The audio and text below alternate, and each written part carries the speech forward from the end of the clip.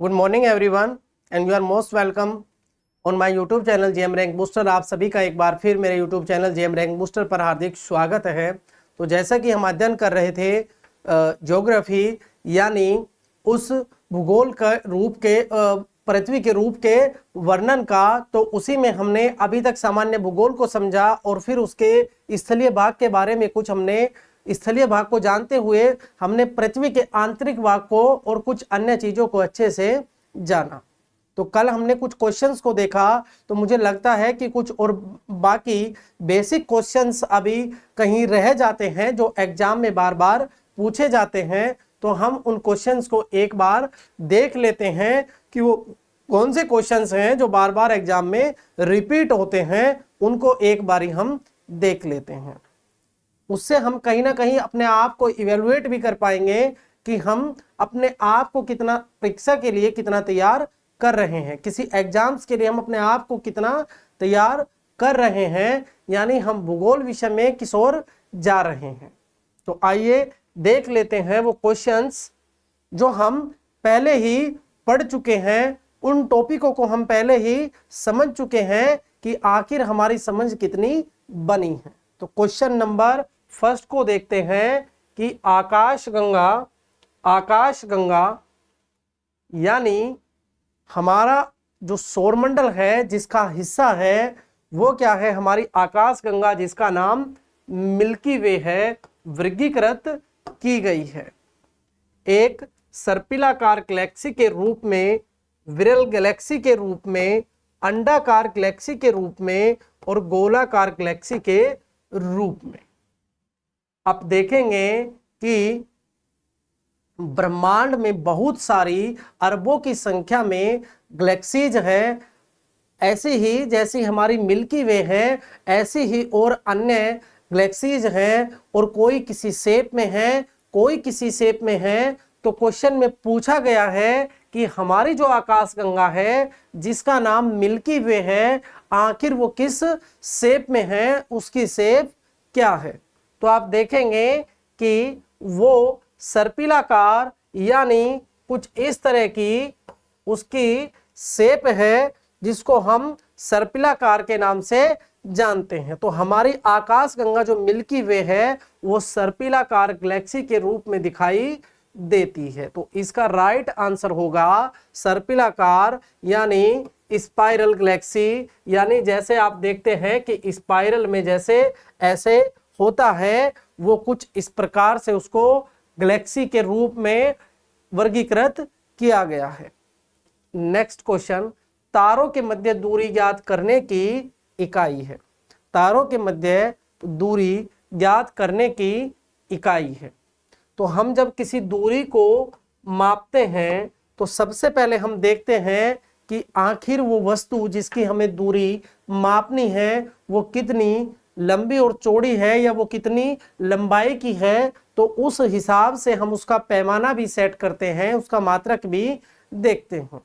जैसे हम या कोई बहुत छोटी अगर दूरी को मापते हैं तो सेंटीमीटर, फिर हम उसको इंच में मापते हैं, कई बार फीट में मापते हैं, तो कई बार गजों में, मीटर में, फिर किलोमीटर में। ऐसे ही हम दूरियों के हिसाब से हम उसका पैमाना सेट करते हैं, उसका स्टैंडर्ड एक सेट करते हैं कि हम उसको आखिर मापेंगे कैसे। लेकिन जब बात खगोलीय दूरियों की होती है, यानी जो अपने आप में बहुत बड़ी संख्याएं होती है, तो जब उनको मापने की बात होती है तो हम वहां अक्सर यूज करते हैं प्रकाश वर्ष। प्रकाश वर्ष, और ये प्रकाश वर्ष क्या है, ये प्रकाश वर्ष क्या है? प्रकाश के द्वारा एक वर्ष में चली गई दूरी। अब प्रकाश के द्वारा जो प्रकाश की गति है, उससे प्रकाश की गति के हिसाब से एक वर्ष में चली गई दूरी, यानी प्रकाश की जो स्पीड है वो आप देखेंगे 3 × 10⁸ मीटर प्रति सेकंड।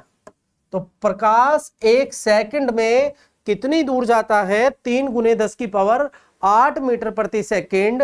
तो ये 60 सेकंड में कितना जाएगा, इसमें 60 के गुना करेंगे और फिर 60 मिनट यानी 1 घंटे में ये इतना जाएगा, और फिर 24 घंटे में ये इतना जाएगा, और फिर ये 365 दिनों में इतनी दूर जाएगा। तो ये जो भी संख्या आएगी ये वो संख्या होगी, ये वो दूरी होगी जो प्रकाश वर्ष होगी। 1 प्रकाश वर्ष के बराबर ये वो दूरी होगी।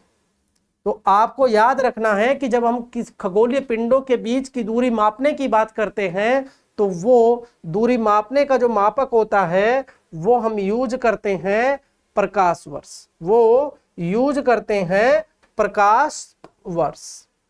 नेक्स्ट क्वेश्चन, निम्नलिखित में से कौन सा सौरमंडल का भाग नहीं है? Which of the following is not a part of the solar system? तो आप देखेंगे ध्रुव ग्रह, धूमकेतु ग्रह, निहारिका। तो ये हमने सौरमंडल में अच्छे से डिस्कस किया कि क्षुद्र ग्रह, उल्का पिंड, धूमकेतु ग्रह, उपग्रह और पुच्छल तारा, बाकी ऐसे बहुत सारे पिंड वो कहीं ना कहीं क्या है, ऐसे हमारे सौरमंडल के क्या है, भाग है।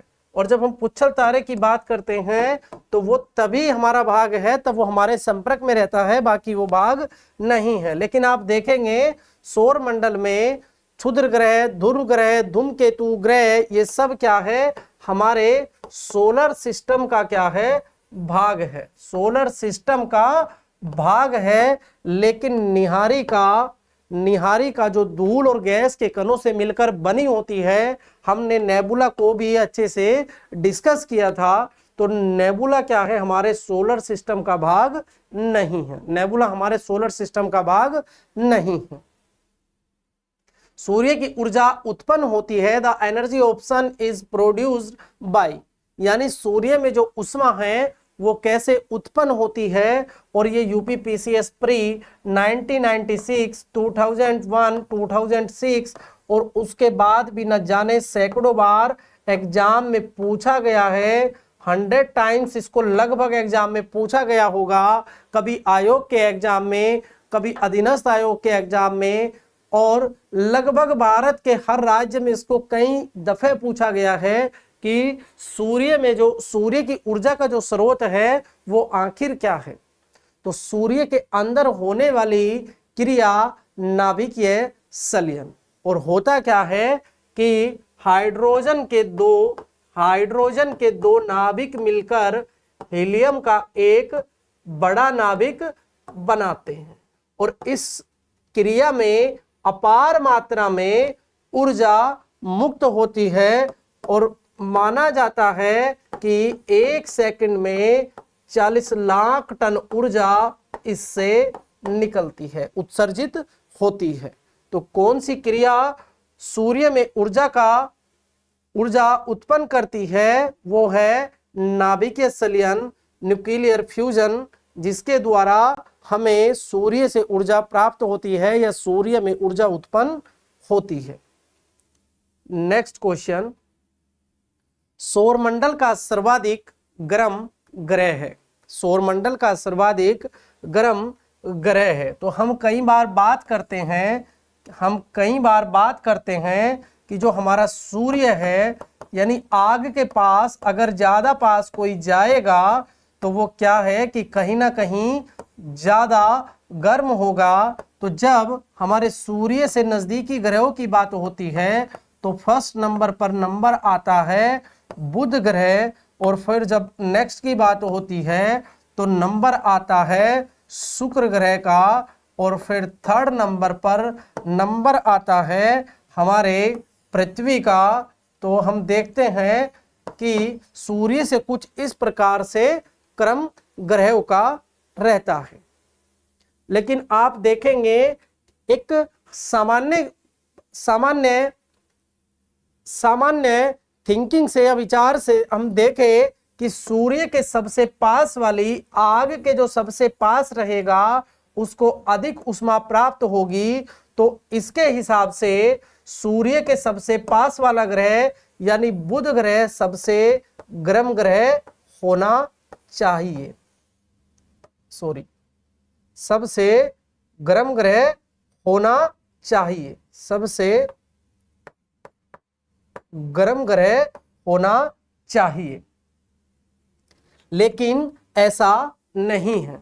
और इसके पीछे का कारण क्या है कि सूर्य के पास वाला यानी बुध सबसे गर्म ग्रह क्यों नहीं है, उसके पीछे का कारण है अत्यधिक मात्रा में CO2 यानी कार्बन डाइऑक्साइड का पाया जाना। और वो कहां पाई जाती है, वो पाई जाती है वीनस यानी शुक्र ग्रह पर, वीनस शुक्र ग्रह पर। और कार्बन डाइऑक्साइड ज्यादा होने से वहां पर ग्लोबल वार्मिंग यानी कार्बन डाइऑक्साइड जो ऊष्मा प्राप्त होती है उस ग्रह से उसको बाहर नहीं जाने देती है, उसको रोक लेती है। और इसी कारण से शुक्र का तापमान 465 डिग्री सेल्सियस के आसपास तक पहुंच जाता है। और इसी कारण से शुक्र जो है हमारे सौरमंडल का सबसे ज्यादा गर्म ग्रह है। तो आपको समझ आया होगा कि क्यों शुक्र सौरमंडल का सबसे ज्यादा गर्म ग्रह है। लेकिन एक हमारी सामान्य सोच के हिसाब से सूर्य के सबसे पास वाला सबसे ज्यादा गर्म होना चाहिए था, लेकिन ऐसा नहीं है। हाँ, ये कह सकते हैं कि बुध की अपेक्षा शुक्र को ऊर्जा कम मिलती होगी, ये ओब्वियसली इससे दूर है तो ऊर्जा कम प्राप्त होती होगी, लेकिन यहाँ पर कार्बन डाइऑक्साइड की अधिकता के कारण वो गर्म ऊष्मा यानी वो ऊष्मा बाहर नहीं निकल पाती है और इसीलिए वहां का तापमान अधिक बना रहता है। और सबसे ज्यादा गर्म होने का जो दर्जा है, ग्रह को दर्जा है, वो शुक्र को जाता है। नेक्स्ट क्वेश्चन, हमारे सौर परिवार के संदर्भ में निम्नलिखित में से कौन सा कथन सही है? यूपीएससी द्वारा प्री 2002 में पूछा गया है कि हमारे सौर परिवार के संदर्भ में निम्नलिखित में से कौन सा कथन सही है? Which of the following statements is correct regarding our solar system? तो हमारे सौर परिवार के सभी ग्रहों में पृथ्वी सघनतम है, हमारे सौर परिवार के सभी ग्रहों में सघनतम है, यानी उसका जो डेंसिटी है, ओवरऑल डेंसिटी है, वो बाकी जितने भी ग्रह हैं उनमें सबसे ज्यादा है। ये हमने ग्रहों की विशेषताओं में इसको हमने पढ़ा था कि हाँ, हमारी पृथ्वी की जो सघनता है वो कहीं ना कहीं बाकी अन्य ग्रहों से ज्यादा है। पृथ्वी के संगठन में मुख्य तत्व सिलिकॉन है। अगर हम बात क्रस्ट की करते हैं या फिर क्रस्ट से नीचे वाले भाग मेंटल की करते हैं, तो फिर हम कह सकते हैं कि सिलिकॉन हो सकता है ज्यादा हो। लेकिन यहाँ ओवरऑल जब पृथ्वी के संगठन की बात होती है तो सिलिकॉन तीसरे स्थान पर आता है, थर्ड पोजीशन पर आता है। और सिलिकॉन जो तत्व है वो सबसे ज्यादा नहीं है। सिलिकॉन से ज्यादा लोहा और ऑक्सीजन पृथ्वी के संगठन में पाया जाता है। सूर्य में सौर परिवार के द्रव्यमान का 75% अंतर्विष्ट है। सूर्य में सौर परिवार के द्रव्यमान का 75% अंतर्विष्ट है, बल्कि 75 नहीं बल्कि 99.998% सौर परिवार के द्रव्यमान का सूर्य में अंतर्विष्ट है। ये कह रहा है 75%, तो ये भी क्या है, रोंग स्टेटमेंट है।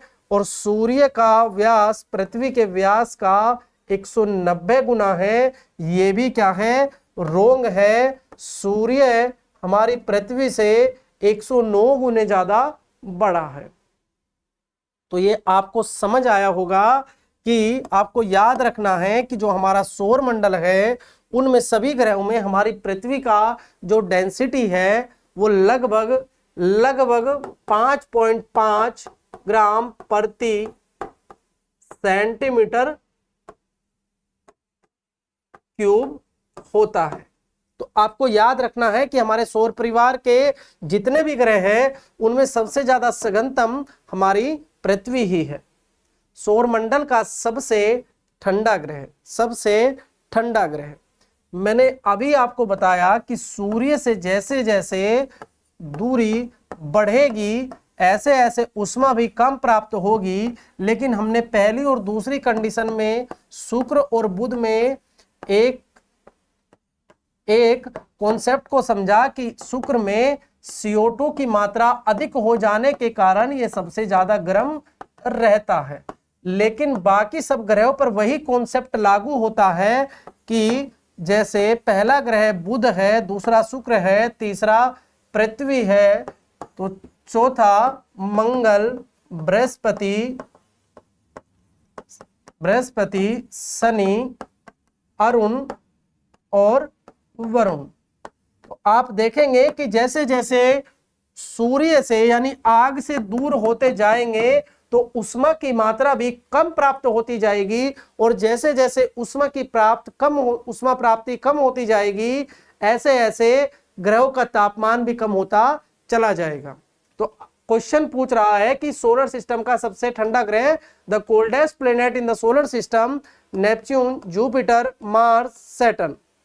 यानी ये सब इंग्लिश में दिए गए हैं, लेकिन आप देखेंगे कि सैटर्न यानी शनि, तो शनि के बाद तो बाकी अरुण और वरुण दो बचते हैं। मार्स यानी मंगल, यानी इसके बाद तो काफी ग्रह बचते हैं। जुपिटर यानी बृहस्पति, और इसके बाद भी बहुत बचते हैं।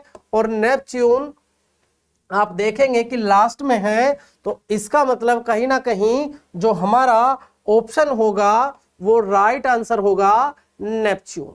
नेपच्यून इसका क्या होगा, राइट आंसर होगा कि सौरमंडल का सबसे ठंडा ग्रह है। लेकिन हो सकता है वो आपको यहां पर ऑप्शन देता, कुछ इस प्रकार से देता कि शुक्र बुध मंगल शनि, इनमें से सबसे ठंडा ग्रह कौन है, तो फिर आपको वही फॉर्मूला अप्लाई करना है कि बुध, शुक्र, और फिर आता है मंगल, और फिर आता है बृहस्पति, और फिर शनि। तो शनि यहां पर क्या होगा, सबसे ठंडा होगा। बस आपको जब गर्म ग्रह की बात आती है तो आपको याद रखना है कि शुक्र में अत्यधिक CO2 होने के कारण उसका तापमान अधिक रहता है, इसलिए शुक्र सौरमंडल का सबसे अधिक गर्म ग्रह होने का दर्जा उसको प्राप्त है। पृथ्वी स्थित है शुक्र एवं मंगल के मध्य, मंगल एवं बृहस्पति के मध्य, शुक्र एवं बृहस्पति के मध्य, बुध एवं शुक्र के मध्य। मैनी टाइम्स मैंने आपको ये बोला है कि जब आपको ये सूर्य से ग्रहों का क्रम अगर याद है तो आप बहुत सारी चीजों को बड़े इजीली कर पाएंगे। तो पहला आपको याद होगा कि सूर्य से पास वाला ग्रह बुध, फिर शुक्र, फिर पृथ्वी और फिर मंगल। आपने देखा कि क्वेश्चन में क्या पूछ रहा है, पृथ्वी स्थित है शुक्र एवं मंगल के मध्य, मंगल एवं बृहस्पति के मध्य, शुक्र एवं बृहस्पति के मध्य, और बुध एवं शुक्र के मध्य। तो आप देख पा रहे होंगे कि पृथ्वी शुक्र एवं मंगल के मध्य है, तो आप देखेंगे शुक्र एवं मंगल के मध्य, यानी ऑप्शन नंबर ए इसका क्या होगा, राइट आंसर बिल्कुल होगा। सूर्य के निकटतम ग्रह है, तो अभी हमने लास्ट क्वेश्चन में देखा कि क्या सीक्वेंस है, सूर्य से ग्रहों का क्या सीक्वेंस है। तो हमने देखा कि सूर्य के सबसे पास वाला ग्रह बुध है, यानी मरक्यूरी है। तो हम कह सकते हैं कि सूर्य से सबसे पास वाला ग्रह क्या है, मरक्यूरी है। नेक्स्ट क्वेश्चन, मौसम बदलने का क्या कारण है। ये आप अगर कॉन्सेप्ट आपने अच्छे से पढ़ लिया है, समझ लिया है, किसी भी चीज को आपने समझ लिया है, ज्योग्राफी में अगर आप चीजों को समझ रहे हो तो आप क्वेश्चंस को इजीली 90% क्वेश्चंस को इजीली, केवल 10% फैक्ट आपको याद करने हैं। बाकी आपको अगर कॉन्सेप्ट अच्छे से आता है तो आप अवश्य ही क्वेश्चन को कर पाएंगे। ये मेरा दावा है कि आप अवश्य ही क्वेश्चन को कर पाएंगे। तो तब हमने सोलर सिस्टम को पढ़ा और सूर्य के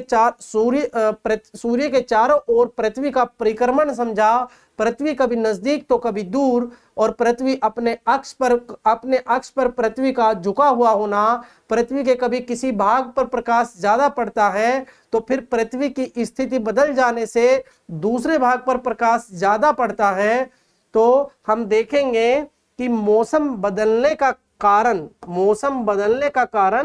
क्या है, मौसम बदलने का कारण क्या है। और ये झारखंड पीसीएस 2013 में पूछा गया है, और न जाने कितनी बार पूछा गया है, बहुत छोटी परीक्षा से लेकर और पीसीएस यूपीएससी तक इसको बार बार पूछा जाता है। ये मोस्ट रिपीटेड क्वेश्चनों में से एक है, ये ज्योग्राफी के मोस्ट रिपीटेड क्वेश्चनों में से एक है। पृथ्वी का अपनी धुरी पर घूमना, चक्कर लगाना एवं सूर्य के चारों ओर घूमना, यानी वो सूर्य के चारों ओर घूमे और खुद भी घूमे, तो इससे पृथ्वी के मौसम में क्या है, बदलाव आता है। अब ऑप्शन पहले दूसरा पढ़ेंगे, फिर तीसरा पढ़ेंगे और फिर चौथा भी हम देखेंगे, और उसके बाद फिर हम डिसीजन लेंगे कि वो क्या वास्तव में ये इसका सही आंसर क्या है। पृथ्वी का सूर्य के चारों ओर चक्कर लगाना, खाली सूर्य के चारों ओर चक्कर लगाने से ऋतु में परिवर्तन हो जाता है। पृथ्वी का सूर्य के चारों ओर चक्कर लगाना वह अपने अक्ष पर झुका होना, और पृथ्वी का अपनी धुरी पर चक्कर लगाना यानी रोटेशन करना, अपने ही धुरी पर घूमना, और वह अपने अक्ष पर झुका होना ऋतु परिवर्तन का कारण है। लेकिन आप देखेंगे कि जब ये हमने समझा था कि जब हमारी ये सूर्य है और हमारी पृथ्वी कुछ ऐसे इसके पथ पर एक चक्कर लगाती है, तो पृथ्वी कभी इसके नजदीक तो कभी दूर जाती है, और जब पृथ्वी अपने अक्ष पर कुछ ऐसे झुकी हुई है, तो अभी आप देखेंगे कि इस भाग पर सूर्य का प्रकाश जा रहा है, और जब पृथ्वी इस स्थिति में होगी तो जो सूर्य का प्रकाश है वो इस वाले भाग पर ज्यादा आएगा। अभी इस वाले भाग पर है तो फिर इस वाले भाग पर क्या है, ज्यादा होगा। इसका मतलब है अगर सूर्य का प्रकाश पृथ्वी के उपले या निचले वाले भाग पर ज्यादा या कम होगा तो ऋतु परिवर्तन का होना अवश्य ही संभावित है, अवश्य ही वह ऋतु का परिवर्तन होना अवश्य ही होगा। तो इसके पीछे का कारण हुआ कि सूर्य के चारों ओर पृथ्वी का घूमना और अपने अक्ष पर झुका होना, यानी पृथ्वी का ऑप्शन सी, पृथ्वी का सूर्य के चारों ओर चक्कर लगाना वह अपने अक्ष पर झुका होना ऋतु परिवर्तन का या मौसम के बदलने का मूल कारण है। और एक्चुअल में क्वेश्चन को थोड़ा एक तरीके से गलत तरीके से लिखा गया है, मौसम की जगह ऋतु होना चाहिए था, क्योंकि मौसम की जब आप परिभाषा देखेंगे, जब हम भूगोल को आगे अध्ययन करेंगे तो मौसम एक अल्प समय की अवधि को कहा जाता है, यानी कुछ कंडीशंस जो बनते हैं वो बहुत अल्प समय के, यानी एक छोटी अवधि का। लेकिन जब हमारी पृथ्वी सूर्य के चारों ओर यानी 365 दिनों में जो चक्कर लगाती है, अलग अलग प्रकार के सीजन हमें देखने को मिलते हैं, तो वो अलग अलग प्रकार की ऋतुएं जो देखने को मिलती है, तो वो कहीं ना कहीं उसको हम ऋतु बोलते हैं। जब दिन और रात की अवधि बराबर होती है तो सूर्य की किरणें सीधी पड़ती है। दिन और रात की अवधि बिल्कुल बराबर होती है तो सूर्य की किरणें कहां पर पड़ती है? जब सूर्य की किरणें पृथ्वी के मध्य भाग पर यानी विषुवत रेखा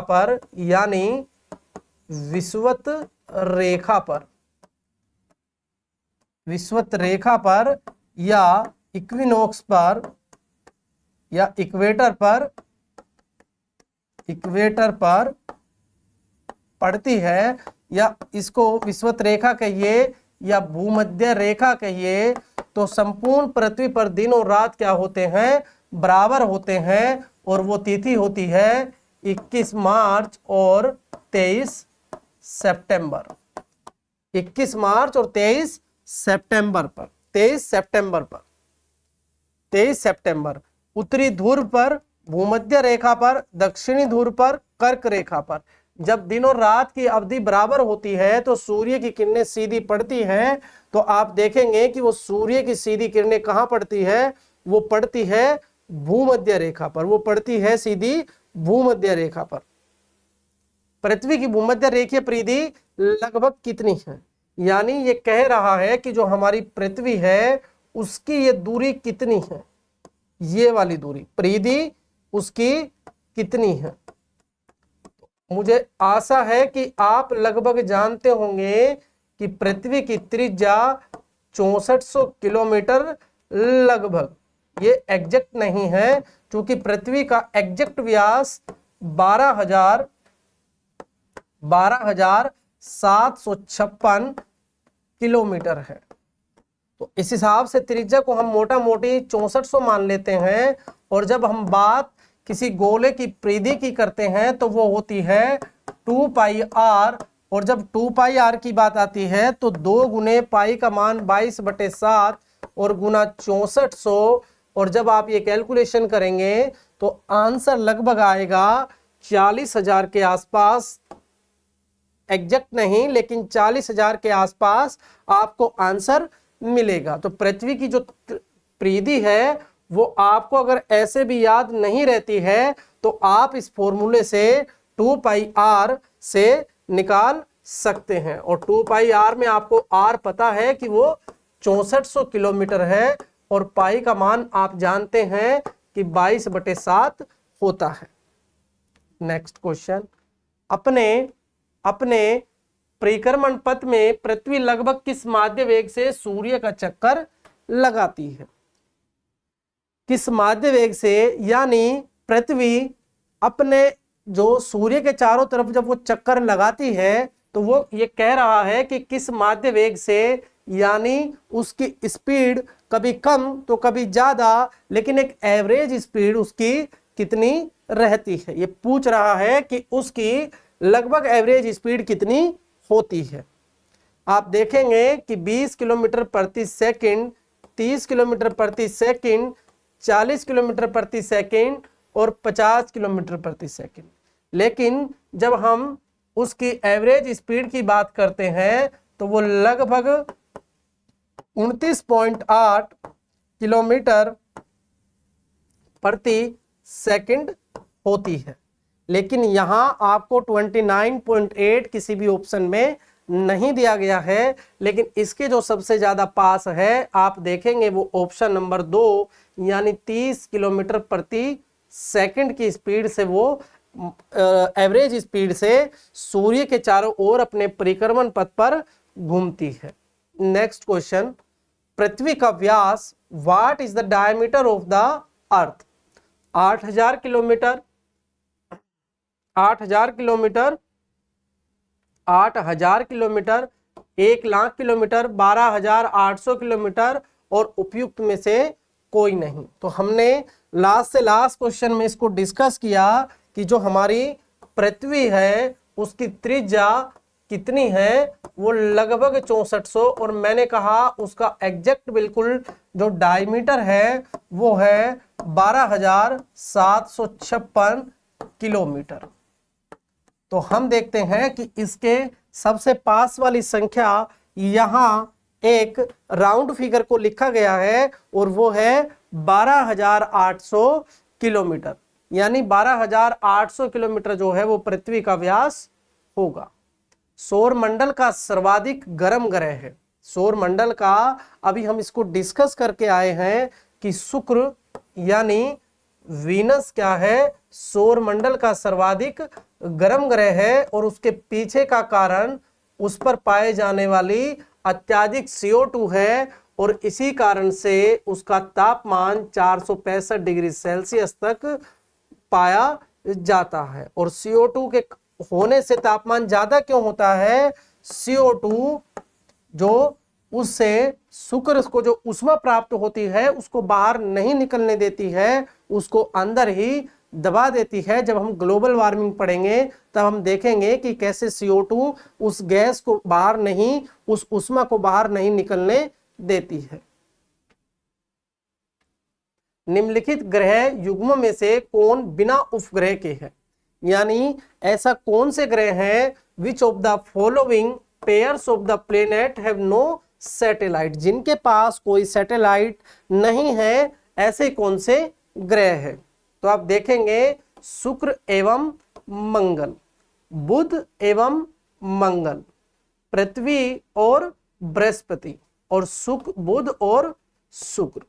तो जब हमने सोलर सिस्टम को जब हमने स्टडी किया, अध्ययन किया, सोलर सिस्टम को देखा, तो मैंने आपको बताया कि आपको एक ट्रिक से याद रखना है कि सूर्य के पास, सूर्य से जब हम वो क्रम याद रखते हैं कि पहला बुध, मर्क्यूरी, और फिर नेक्स्ट शुक्र, विनस, और नेक्स्ट अर्थ या पृथ्वी, और फिर मार्स यानी मंगल। तो मैंने बताया आपको कि जब हम सूर्य से बढ़ती हुई दूरी के अनुसार चलेंगे तो पहले दो ऐसे ग्रह हैं जिनके पास कोई भी अपना उपग्रह नहीं है, बाकी जितने भी ग्रह हैं सबके पास अपना कोई ना कोई उपग्रह है। नेक्स्ट, निम्नलिखित में से कौन सा ग्रह सबसे कम समय में सूर्य का चक्कर लगाता है?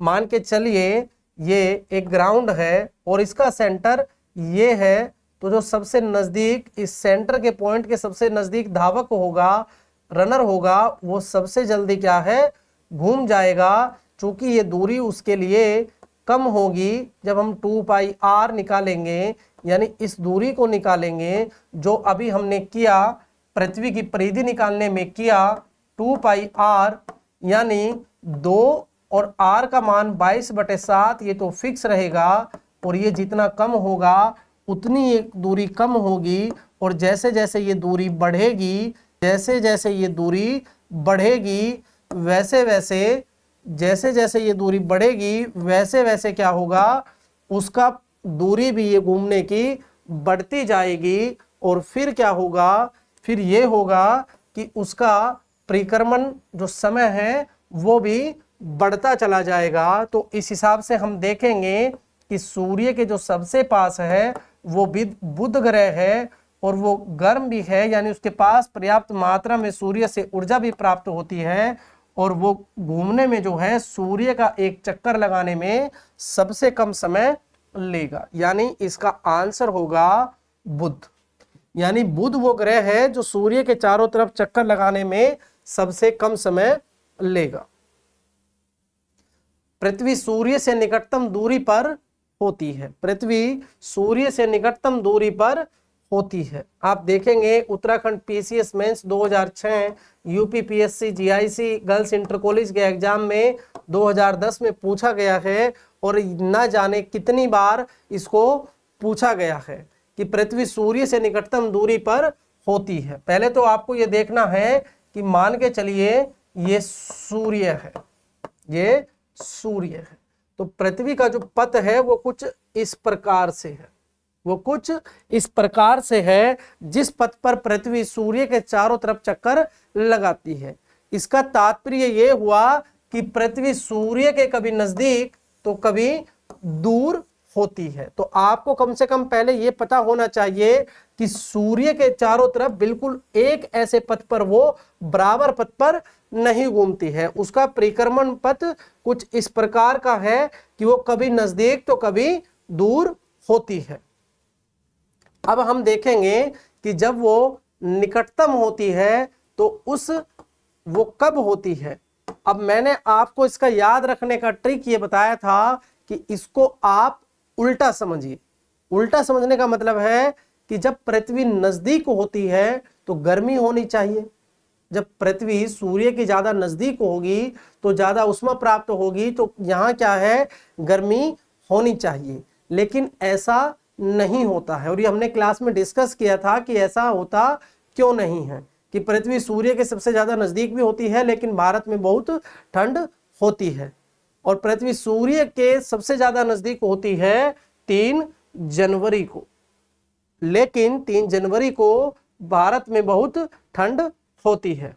उसके पीछे का जो कारण था वो हमने क्लास में डिस्कस किया था कि 3 जनवरी के यानी 3 जनवरी के पास यानी 22 दिसंबर को सूर्य की सीधी किरणें मकर रेखा पर पड़ती है। जब हमने मकर संक्रांति वाली क्लास 14 जनवरी वाली जो हमारी क्लास थी वहां पर मकर संक्रांति को हमने डिस्कस किया था, उस दिन हमने ये भी अच्छे से डिस्कस किया था कि क्यों हम मकर संक्रांति मनाते हैं और क्यों 3 जनवरी को सूर्य पृथ्वी के सबसे नजदीक होने के बाद भी भारत में ठंड होती है। लेकिन आपको इसको याद रखने का एक ही तरीका है कि पृथ्वी सूर्य के सबसे ज्यादा नजदीक कब होती है। आपको तुरंत उसको उल्टा समझना है कि जब ज्यादा नजदीक होगी तो होनी गर्मी चाहिए थी, लेकिन ये समझ के चलिए कि सबसे ज्यादा ठंड होगी। तो आपको आंसर देना है 3 जनवरी को पृथ्वी सूर्य के सबसे ज्यादा नजदीक रहती है। और इस घटना को पेरिहीलियन या उपसौर के नाम से हम जानते हैं। पेरिहीलियन या उपसौर के नाम से हम इस घटना को जानते हैं जब पृथ्वी सूर्य के सबसे ज्यादा नजदीक होती है। सूर्य से पृथ्वी की दूरी कितनी है? सूर्य से पृथ्वी की दूरी कितनी है? 107.7 million kilometre, 102.8 kilometre, 146.6 million kilometre, 109.6 million kilometre, 107.7 million kilometre, 142.7 million kilometre, 146.6 million kilometre, 149.6 million kilometre. ऐसे तो हम प्रकाश की स्पीड के हिसाब से प्रकाश की गति और सूर्य के आने वाले प्रकाश के समय, जो प्रकाश पृथ्वी तक आने में लेता है उसकी गति और उस समय से हम उसकी दूरी को निकाल सकते हैं। लेकिन आपको इसको डायरेक्ट ऐसे याद रखना है कि लगभग 15 करोड़, और वो एग्जैक्ट होता है 14 करोड़ 96 लाख यानी 149.6 मिलियन किलोमीटर। और यहां उससे भी जरूरी जानना यह है कि जो सूर्य और पृथ्वी के बीच की दूरी है यानी 149.6 मिलियन किलोमीटर, वो दूरी को हम एस्ट्रोनॉमिकल यूनिट के नाम से जानते हैं। एस्ट्रोनॉमिकल यूनिट क्या है? पृथ्वी और सूर्य के बीच की जो दूरी है उसको हम एक एस्ट्रोनॉमिकल यूनिट के नाम से भी जानते हैं। तो एक एस्ट्रोनॉमिकल यूनिट क्या है? सूर्य और पृथ्वी के बीच की दूरी एक एस्ट्रोनॉमिकल यूनिट है। और आप ये भी जानेंगे कि उसके बीच की दूरी कितनी है, 149.6 मिलियन किलोमीटर। सूर्य ग्रहण कब होता है? सूर्य ग्रहण कब होता है?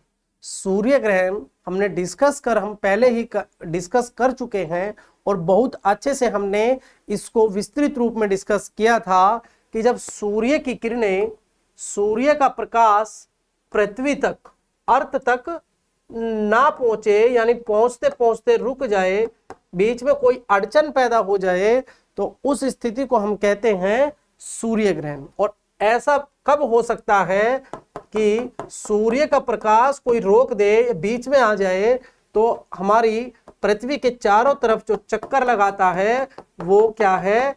वो चंद्रमा है। और जब चंद्रमा सूर्य और पृथ्वी के बीच आ जाए और सूर्य के प्रकाश को पृथ्वी पर ना पहुंचने दे, उस स्थिति को हम सूर्य ग्रहण के नाम से जानते हैं। तो सूर्य ग्रहण जब चंद्रमा में पृथ्वी के बीच आता है, सूर्य नहीं आता है, चंद्रमा आता है। पृथ्वी जब सूर्य और चंद्रमा के बीच आती है, पृथ्वी नहीं आती है, चंद्रमा आता है। चंद्रमा जब सूर्य व पृथ्वी के बीच आता है, चंद्रमा जब सूर्य व पृथ्वी के बीच आता है, तब क्या होता है? सूर्य ग्रहण। सूर्य की ऊर्जा उत्पन्न होती है। The energy of sun is produce by. ये हमने अभी देखा, उस क्रिया को भी जाना, अभी देखा और उस क्रिया को भी जाना, नाभिकीय संलयन, जिसके द्वारा सूर्य में ऊर्जा उत्पन्न होती है। तो वो कौन सी क्रिया है आपको याद रखना है, न्यूक्लियर फ्यूजन या नाभिकीय संलयन। नाभिकीय संलयन द्वारा सूर्य में ऊर्जा उत्पन्न होती है। तो नेक्स्ट, निम्नलिखित युग्म में से कौन सा सुमेलित नहीं है, यानी कौन सा आपस में मेल नहीं खाता है। विच ऑफ द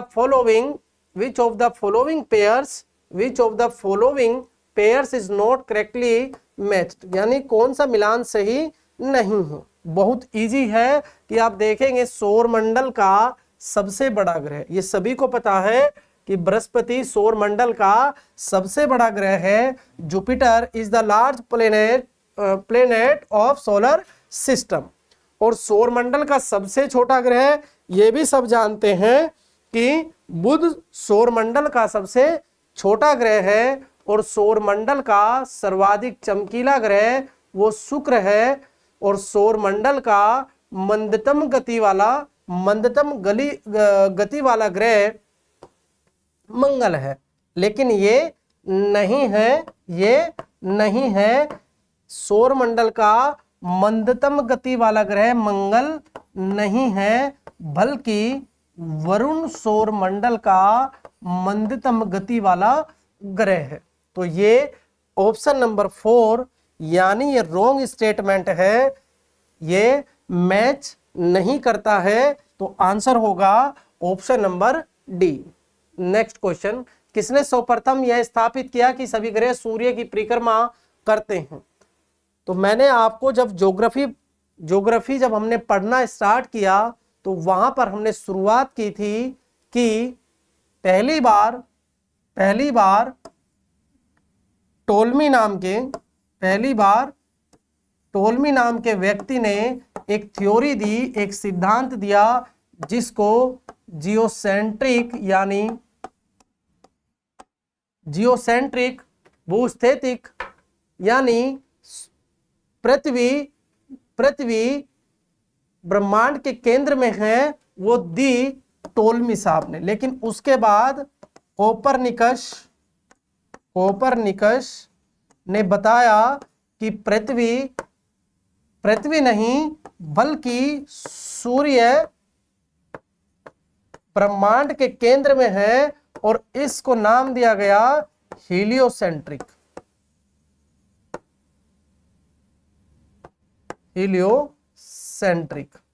और साथ ही साथ ये भी बताया कि सूर्य ब्रह्मांड के केंद्र में है, और साथ ही साथ ये भी बताया कि बाकी सभी ग्रह इसकी परिक्रमा करते हैं।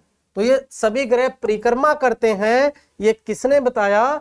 निकोलस साहब ने बताया। निकोलस कोपरनिकस साहब ने ये बताया कि सूर्य बीच में है और बाकी सभी ग्रह इसकी परिक्रमा करते हैं। निम्न में से कौन सा ग्रह नहीं है? ये आप सभी जानते हैं, पूरी सीक्वेंस को जानते हैं कि सूर्य से कौन से ग्रह किसके पास है। और 2006 से पहले हमारे सौरमंडल में 9 ग्रह होते थे, लेकिन अभी हमारे सौरमंडल में 8 ग्रह हैं, और उन 8 के नाम हम भी अच्छे से जानते हैं: बुध, शुक्र, पृथ्वी, मंगल, बृहस्पति, शनि, अरुण और वरुण। तो आप देखेंगे कि पृथ्वी, मंगल व बुध ये तीनों ग्रह है, जबकि चंद्रमा उपग्रह है, यानी हमारी पृथ्वी का एक नेचुरल सैटेलाइट है। कौन है? मून हमारी पृथ्वी का नेचुरल सैटेलाइट है। नेक्स्ट, सौरमंडल का प्रधान आकाशीय पिंड कौन है? पूरे सौरमंडल का जो ऊर्जा प्रदाता है, ऐसे तो पृथ्वी भी काफी मैन है, चूंकि यहां पर जीवन पाया जाता है। पृथ्वी सौरमंडल का एक ऐसा हिस्सा है कि यहां पर जीवन पाया जाता है। एकमात्र ऐसा ग्रह है कि जहां पर जीवन पाया जाता है, लेकिन वो जीवन संभव नहीं है, वो जभी तक है जब तक सूर्य है। इसीलिए ज्यादा इंपॉर्टेंस है सौर मंडल में सूर्य की, क्योंकि एनर्जी का सोर्स सूर्य है। तो आंसर होगा सूर्य। निम्नलिखित में कौन हमारे सौर मंडल का भीतरी ग्रह नहीं है? आपको याद रखना है, मैंने आपको कई बहुत बार बताया है कि जो हमारा सूर्य है, सूर्य से 1 2 3 4, पहले 4 ग्रह, भीतरी ग्रह, आंतरिक ग्रह, ठोस ग्रह, पार्थिव ग्रह, और बाद के 5 6 7 8 इनको बाह्य ग्रह, गैसीय ग्रह, इनको बाह्य ग्रह, गैसीय ग्रह, और अंदर वालों को पार्थिव ग्रह, आंतरिक ग्रह और ठोस ग्रह के नाम से हम जानते हैं। तो ये पूछ रहा है कि सौर मंडल का भीतरी यानी इनर प्लैनेट यानी आंतरिक ग्रह कौन है? तो कौन नहीं है? आंतरिक ग्रह नहीं है। तो बुध दूसरे नंबर का ग्रह हुआ, बुध पहले का ग्रह हुआ, शुक्र दूसरे का हुआ, तो बुध, शुक्र, और फिर आप देखेंगे मंगल 4th नंबर का हुआ, और बृहस्पति आप देखेंगे मंगल के बाद 5वां हुआ। तो इसका मतलब बृहस्पति बाहर का यानी बाह्य ग्रह है, ये आंतरिक ग्रह नहीं है, ये भीतरी ग्रह नहीं है। किसी स्थान की स्थिति तय करने में कौन सी रेखा उपयोग होती है? किसी स्थान की स्थिति तय करने में कौन सी रेखाएं उपयोग में लाई जाती है? किसी स्थान की स्थिति तय करने में कौन सी रेखाएं उपयोग में लाई जाती है? जब हम ग्लोब को देखते हैं तो कुछ इस प्रकार से हमें कुछ रेखाएं देखने को मिलती है, कुछ इस प्रकार की रेखाएं देखने को मिलती है। अब मैं किसी व्यक्ति को कहूं कि आप यहां आ जाइए, यानी अगर मैं इनको नाम दूं कि एक बीच में 0 डिग्री, 15 डिग्री या 30 डिग्री, 45 डिग्री, मैं कहूं कि आप 0 डिग्री देशांतर पर आ जाइए, तो हो सकता है वो यहां आ जाए, हो सकता है वो यहां आ जाए, हो सकता है अगर मैं कहूं कि 15 पर आ जाइए तो वो हो सकता है यहां पहुंचे, हो सकता है यहां पहुंचे। इसका मतलब खाली एक देशांतर रेखा से या खाली लॉन्गिट्यूड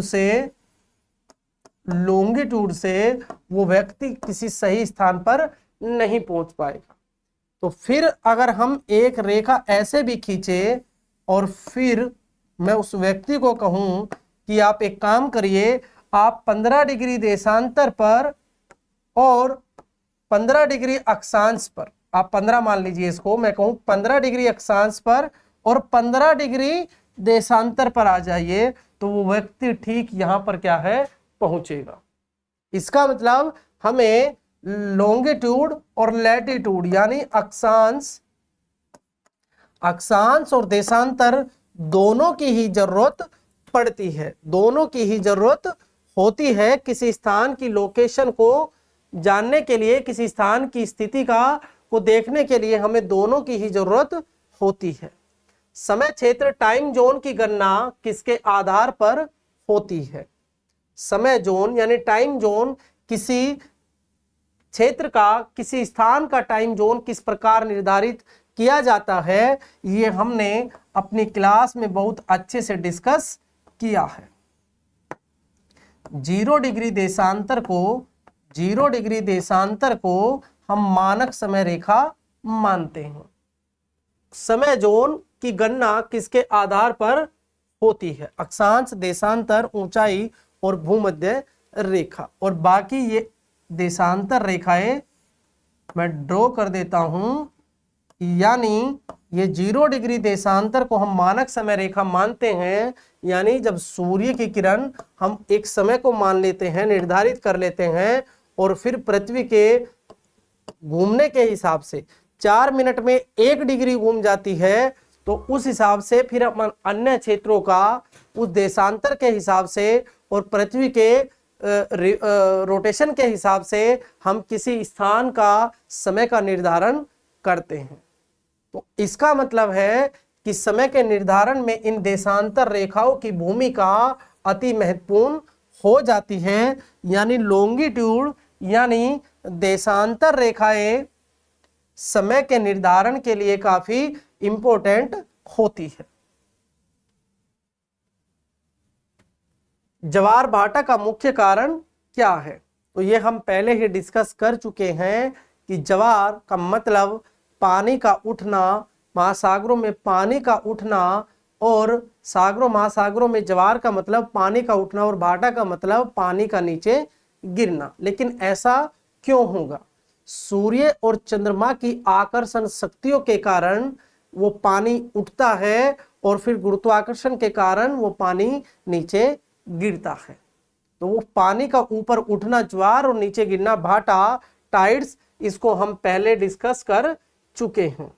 तो इसके पीछे का मूल कारण क्या होता है? सूर्य और चंद्रमा की आकर्षण, गुरुत्वाकर्षण शक्ति जो होता है वो इसके पीछे का मूल कारण होता है। नेक्स्ट क्वेश्चन, सूर्य के सबसे निकटवर्ती 4 ग्रह क्या कहलाते हैं? सूर्य के सबसे निकटवर्ती 4 ग्रह क्या कहलाते हैं? तो ये हम पहले ही डिस्कस कर चुके हैं कि सूर्य के जो नजदीक के 4 ग्रह हैं वो आंतरिक ग्रह, ठोस ग्रह, टेरेस्ट्रियल यानी पार्थिव ग्रह, उनको हम कुछ भी कह सकते हैं, लेकिन ऑप्शन में देखेंगे कि पार्थिव ग्रह दिया हुआ है। ठोस ग्रह ऑप्शन होता तब भी वही आंसर राइट होता, आंतरिक ग्रह भी कहते हैं, और ये सारे ही ऑप्शन, सारे ही नाम क्या है इसका राइट आंसर होंगे। नेक्स्ट, पृथ्वी की वार्षिक गति का मुख्य परिणाम क्या है? ये हम पहले ही डिस्कस कर चुके हैं कि पृथ्वी जब सूर्य के चारों तरफ चक्कर, जब पृथ्वी सूर्य के चारों तरफ ऐसे चक्कर लगाती है तो उसके झुके होने के कारण और घूमने के कारण आप देखेंगे दिन रात पृथ्वी के अपने अक्ष पर घूमने के कारण होते हैं। और ऋतु ज्वार भाटा चंद्रमा और सूर्य के आकर्षण शक्तियों के कारण होते हैं।